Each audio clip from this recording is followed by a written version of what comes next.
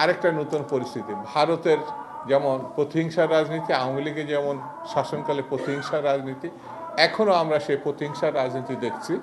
জনগণের ভোটে নির্বাচিত হওয়ার পরেও যাকে ঢাকার মেয়রের দায়িত্ব দেওয়া হয়নি, সেই ছেলেটি ইন্ডিয়ান ইসরায়েল। কোর্ট এখন তার পক্ষে রায় দিয়েছে। এখন সম্পূর্ণ প্রতিহিংসা বশত, দেখবেন এই ব্যাকগ্রাউন্ড মধ্যে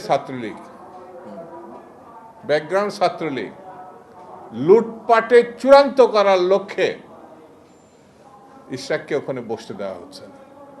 কোর্টের আইন যদি না মানা হয় তাহলে তাকে বন্য এবং ফ্যাসিস্ট বলা হয়। সরকার কি সেই লাইনে যাচ্ছে কিনা এখন চিন্তার বিষয়।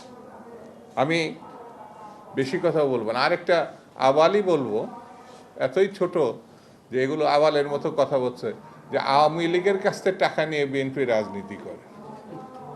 বাবা, বিএনপি যখন রাজনীতি করছে তোমার বাপেরও জন্ম হয় নাই, তোমার তো জন্ম হয় নাই। বিএনপির কি দেখছো? বিএনপি যখন রাজনীতি শুরু করছে, বাংলাদেশের কৃষকের, শ্রমিকের, মেহনতি মানুষের উন্নয়নের নেতৃত্ব দিয়েছে শহীদ জিয়া রহমান। কইছিলা বাবা? কথা বলার আগে একটু চিন্তা করবা, কথা বলার আগে একটু ভাববা। আমরা ভেবেছিলাম তোমরা জাতীয় রাজনীতিতে এসে একটা কিছু হবা, কিন্তু আবালের মতো কথা বললে পারে তোমাদের সম্বন্ধে মানুষের ধারণাটা কোথায় যাচ্ছে একটু ভেবে চিনতে দেখো। বিএনপি একমাত্র দল যেই দলের নেতৃত্বে এসে আপসীন